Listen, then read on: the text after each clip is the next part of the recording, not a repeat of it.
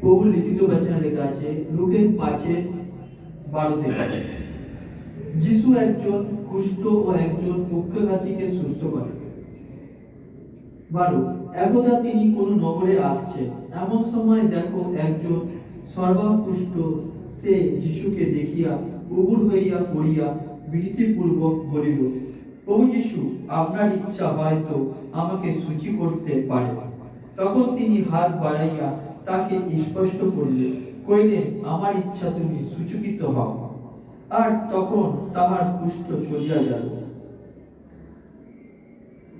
পরে 15তে লেখা আছে, কিন্তু তাহার বিষয় জনর আরো অধিক বাড়তে লাগলো, আর কথা শুনিবার জন্য এবং আপন আপন রোগ হইতে সুস্থ হইবার জন্য বিশ্বর লোক সমাগত হইতে লাগলো।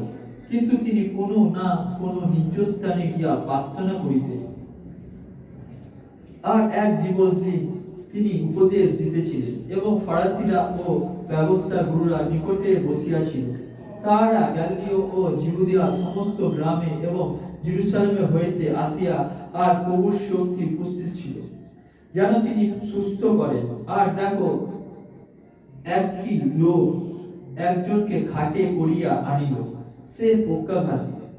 তাহারা তাহাকে ভিতরে আনিয়া তাহার সম্মুখে রাখিতে চেষ্টা করিলেন। 19 কিন্তু ভিড় উপযুক্ত ভিতরে আসিবার পথ না পাওয়াতে ঘরের ছাদে উঠিল এবং টালি সমূহের মধ্যে দিয়ে শয্যাশুদ্ধ তাহাকে মাঝখানে যিশুর সম্মুখে নামাইয়া দিল। তাহাদের বিশ্বাস দেখিয়া তিনি কইলেন, হে মানুষ, তোমার পাপ সকল ক্ষমা হইল। তখন অধ্যাপকগণ ও ফরাসিরা এই তর্ক করিতে লাগিল, এ কে যে ঈশ্বর নিন্দা করিতেছে? একমাত্র ঈশ্বর ব্যক্তি রেখে আর কে পাপ ক্ষমা করিতে পারে?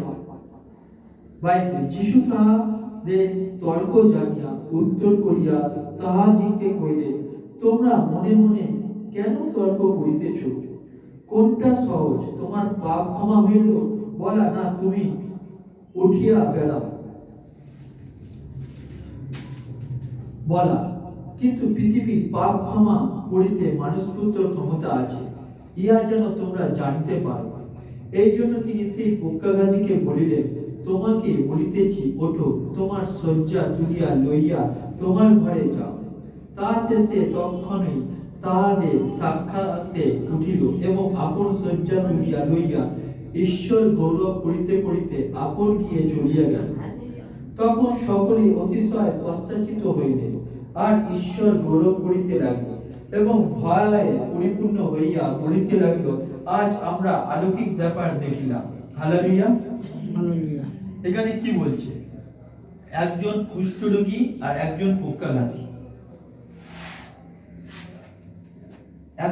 একদা তিনি কোন নগরে আসছেন, এমন সময় দেখো একজন সর্বাঙ্গ কুষ্ঠ সে যিশুকে দেখিয়া উবুর হইয়া পড়িয়া বিনীতিপূর্বক বলিল, প্রভু, যদি আপনার ইচ্ছা হয় তবে আমাকে সূচি করিতে পারেন। কি বলল?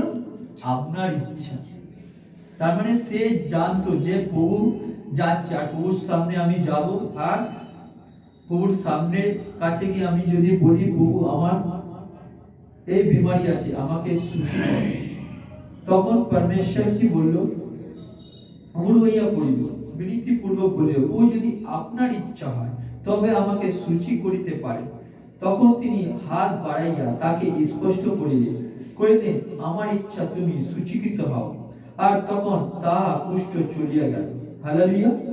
তার মানে পরমেশ্বর শুধু টাচ করল, হাত দিয়ে শুধু তাকে টাচ করলো, তার কুষ্ঠ চলে গেল।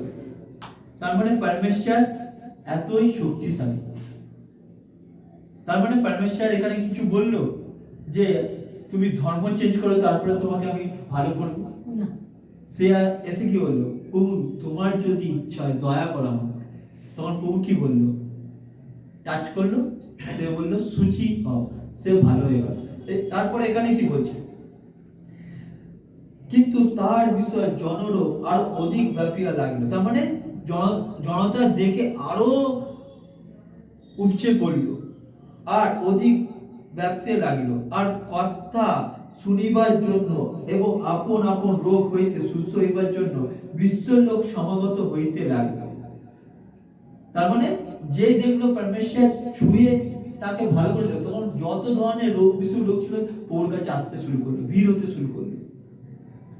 আর এখানে কি হচ্ছে, সাথে প্রভুর শক্তি উপস্থিত ছিল, তার মানে পরমেশ্বরের শক্তি উপস্থিত হলো যেন তিনি সুস্থ করেন। আর দেখো কয়েকটি লোক একজন খাটে করিয়া আনিল যে পক্ষাঘাতী, তাহারা তাকে ভিতরে আনিয়া তার সম্মুখে রাখিতে চেষ্টা করতো। মানে এত ভিড়, খাটে করে তাকে নিয়ে এসেছে কিন্তু কি তাকে ঢুকাতে পারছে না। কিন্তু ভিড়ের উপযুক্ত ভিতরে আনিবার পথ না পাওয়াতে ঘরের ছাদে উঠিল। তার মানে এত লোক যেতে পারছে না, কি করবে, ছাদে উঠে গেছে, ছাদে উঠে গেছে। ভিতরে আনিবার পথ না পাওয়া ঘরের ছাদে উঠিল এবং টালি সমূহের মধ্যে দিয়ে শয্যা শুদ্ধ তাকে মাঝখানে যিশুর সম্মুখে নামাই দিল। মানে টালি সরিয়ে চেয়ার দিয়ে দড়ি দিয়ে নামিয়ে সেখানে নামিয়ে দিল, প্রভুর সামনে নামিয়ে দিল। তাদের বিশ্বাস দেখিয়া তিনি কইলেন, হে মানুষ, তোমার পাপ ক্ষমা হইল। কি বললো? তাদের বিশ্বাস দেখে বললো তোমার পাপ ক্ষমা হলো। তার মানে যে রোগ বিসুখ হয়েছে সেটা কোথা থেকে এসেছে? পাপ থেকে। ওই জন্য কি বললো? তোমার পাপ ক্ষমা হলো। তখন কি বললো? পাপ ক্ষমা হইল। তখন অদক্ষ ও ফরাসি তর্ক করিতে লাগলো। তার মানে অন্যান্য ফরাসি অধ্যাপকরা তর্ক করিতে লাগলো, একে যে ঈশ্বর নিন্দা করিতেছে। প্রভুকে বললো যে ঈশ্বর নিন্দা করেছে। তার মানে ভাবলো যে একে ঈশ্বর নিন্দা করছে, একমাত্র ঈশ্বর ব্যক্তি রেখে আর কেউ পাপ ক্ষমা করিতে পারে না। তার মানে কি বলছে?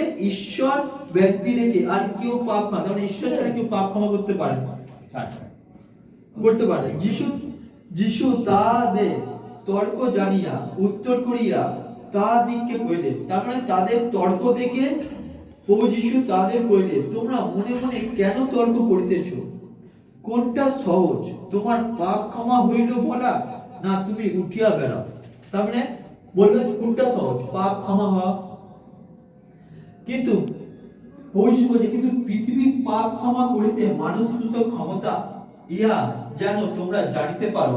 এই জন্য তিনি সেই পক্ষাঘাতীকে বলিলেন, তোমাকে বলিতেছি, ওঠো, তোমার শয্যা তুলিয়া লইয়া তোমার ঘরে চলে যাও। কেন?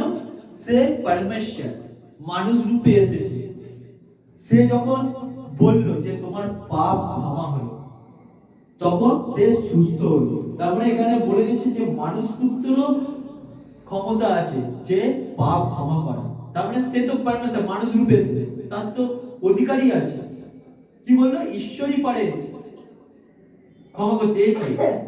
তখন জানিয়ে দিল যে আমি পরমেশ্বর, আমি ক্ষমা করতে, আমি মানুষ রূপে এসেছি। ওই জন্য কি বললো? তোমার পাপ ক্ষমা হলো, বললো তোমার রোগ ভালো হলো। তার মানে এখানে বলে দিল কি, আমার কাছে যখন তুমি আসবে তোমার পাপ ক্ষমা হবে, তোমার রোগ বিসুখ ভালো হবে। কি বললো?